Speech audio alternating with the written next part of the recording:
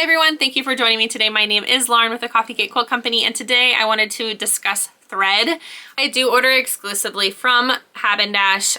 Glide is their thread that I like to use, as well as the Affinity thread, which is their variegated thread. It's actually up here. You can't see it right now, but I'll go ahead and show you a little bit later in this video. But I did want to mention that I purchased the color card here from Glide or Hab+Dash. This was $15, and what I like to do is I like to asterisk the colors that I keep in stock here for my clients. And then when we go through their quilt consultation and drop off, I like to pick out thread colors with them. And then, you know, if there's something that they want to audition, I can run and get the actual thread itself. But this usually does the trick pretty well. So yeah, I will go ahead and show you kind of a screen grab of all the colors that I have in stock. Some are definitely used more than others. I would say that most people tend to not use reds, pinks, oranges, yellows. Honestly, most people use grays, tans, white, obviously, blues, a lot of blue, and then green is the other color family that people really use. Oh, and purple is not really used that frequently either. So if you were wondering what to order, I would definitely recommend the most common thread choices that I'm actually going to bring up here very shortly. I use Glide specifically with my long arm. I do have a Bernina Q24, and Bernina does recommend Metler cotton thread. However, I've used cotton thread in the past and it shreds and it creates a lot of lint. So I'm really not a big fan, but I found Glide honestly right after I started. So in 2020, when I first started my business, about a month in, I was recommended Glide by a long arming group on Facebook, and I haven't looked back since. So I thought we'd go over what are the common thread colors that my customers request, the most common, and then kind of like the middle range common, maybe like more frequently used than others. And I'm probably not going to go into the colors that aren't used very often. You can see behind me kind of, you know, the color range that I have here.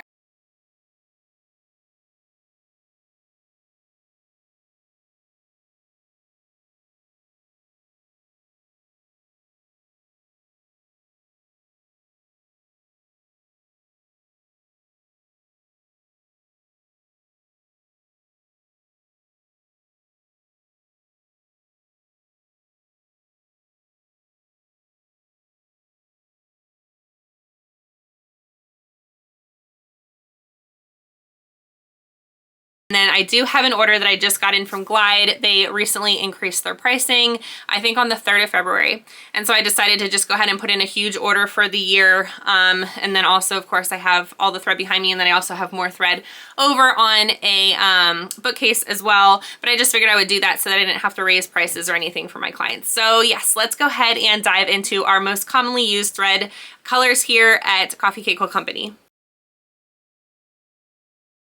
All right, our first most commonly used thread color is white. I'm sure you guessed that already. So these are all 5,500 yards, these spools of thread. All right, so I did pay $6.18 for this thread last week. It is now up to $6.60, but I have noticed over the years that their prices really like fluctuate. Although granted, we went through a pandemic, so it might have also just been pandemic specific. So when I first signed on to a wholesale account with Glide, I actually paid $6.37 for white thread, and that was back in 2021 when I first got my wholesale account. And I'll go ahead and show you some examples of how I've used white thread on customer quilts, and then I'll go through every single color. I'll go ahead and show you some examples as well, just to kind of get a feel of what they look like on a quilt.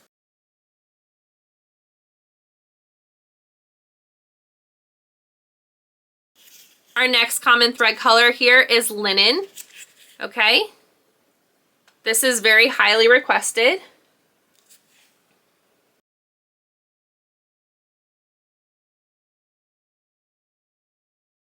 Close to linen, we have this cream color.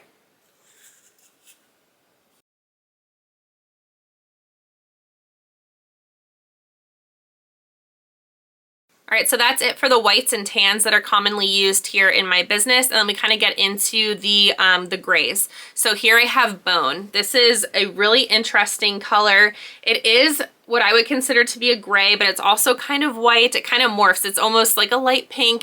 It's a really strange color. but I really do appreciate this color, especially when my clients don't really have a white or a tan background, but maybe they have like even like a light blue or like a light pink, or, you know, like I said, a gray. It's just a really interesting color that morphs. I'll go ahead and show you some examples after this as well.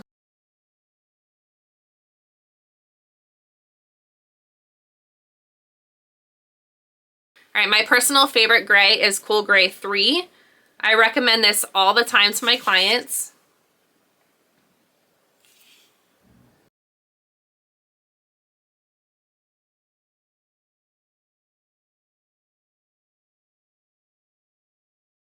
And our final one here is going to be Warm Gray 4. All right, this is borderline a tan, but it is called gray. So that's it for my most commonly used colors, and next I'll go through kind of my more frequently used colors, but not used like every time I quilt, if that makes sense. All right, here's another morphing color. We have Prickly Pear. All right, it's kind of a green, it's kind of a gold.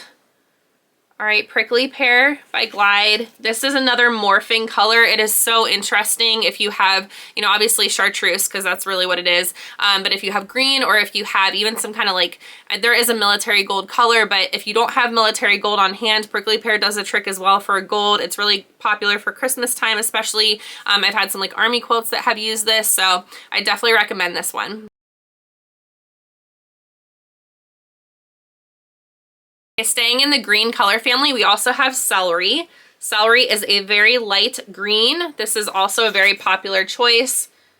It kind of blends. It's not too bold and vibrant.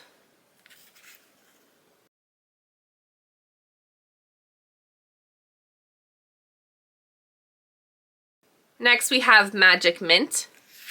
It's another one of those blender threads as well. It's not too obnoxious.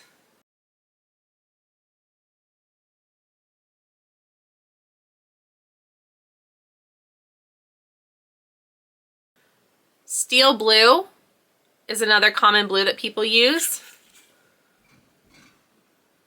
Okay. And I'll go ahead and show you examples of all of these as well.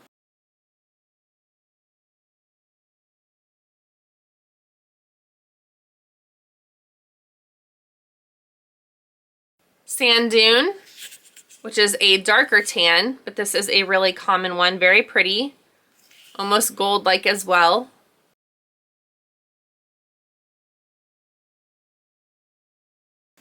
And finally, we have a variegated. This one's called Grain, and it's a really light pastel.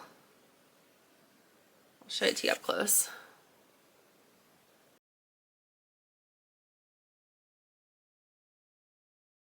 And here at Coffee Cake, we do not typically wind our bobbins anymore. We had a lot of bobbin issues. I actually got a new long arm because of all the bobbin issues I was having. This long arm's been great as opposed to the other long arm I had for 4.5 years or so. So yeah, but we use pre-wound bobbins here. These are Magna Glide 60s, so they're 60 weight compared to the 40 weight I just showed you. I have absolutely no issues using 40 weight on my top thread and then these 60s in the bobbin, but we only keep 3 colors in stock of the Magna Glide 60s. Okay, first we have this cream color. All right, and you'll see the magnet here on the back. All right, and these keep the bobbin tension absolutely perfect. I never have any issues anymore. So this is the thing. I used to have to unpick almost every single quilt. I'd have some bobbin issues on the back and I'd have to unpick rows. It was exhausting, but I honestly just thought that that's kind of what was normal and that was expected as a long arm quilter. I never knew anything different, and I got my long arm during the pandemic, so everything I did was self-taught, so I didn't know anything different. But now, I mean, it's been probably 20 quilts, maybe even 30 quilts. It's been a lot of quilts, probably since September, I guess, is when I implemented the pre-wound bobbins, that I have not had to unpick a single row because of a bobbin issue. Maybe 2 quilts I had to unpick a couple just because of user error. Another color we stock is the gray. This is light gray. The final color we stock in our pre-wound bobbins is just simple white. All right, and we have not had any issues with customers not wanting white, cream or gray on their backings. We've not had a single issue so far. Everybody's been really happy. Most people just want the color on the top anyway, so it seems to work out pretty well for us. Another thing that I love about Glide is that when you're done using the bobbins, these magnetic pre-wound bobbin cores here, they actually collect these. I have these here on my Fat Quarter Shop little magnetic tray that I received in the Cupid box yesterday. But yeah, I collect these, and then when I have enough to fill a bag, I just send these back to Glide and they repurpose them. So if you're into, you know, environmentally friendly processes, Hab+Dash is definitely working to one of those. So I'd highly recommend working with Hab+Dash. That is the parent company of Glide, if you were wondering. I don't think I covered that. So if you do want a retail account, you would just go to Hab+Dash, and then of course you'd have to show them all of your identification and your resale number and things like that to go ahead and get a wholesale account. I'd really love to start sharing a little bit more content about kind of my process and how I long arm for others. And yeah, I'd really love your feedback of questions that you may have that you would love to have answered. If you're looking into starting your own long arming business, if you want to ask me anything, go ahead. Like I said, I did start mine during the pandemic, so I feel like I hit every snag along the way that I had to kind of, you know, get myself out of. So I probably have a lot more knowledge just from having to really teach myself when I did hit those snags. So I would love for you to ask me any questions that you have. I will certainly be happy to answer them. Please let me know down in the comments what those are, and I will go ahead and address those in a separate video. Thank you so much, everybody. Stay tuned for the unboxing of our new Glide thread. Bye, everybody.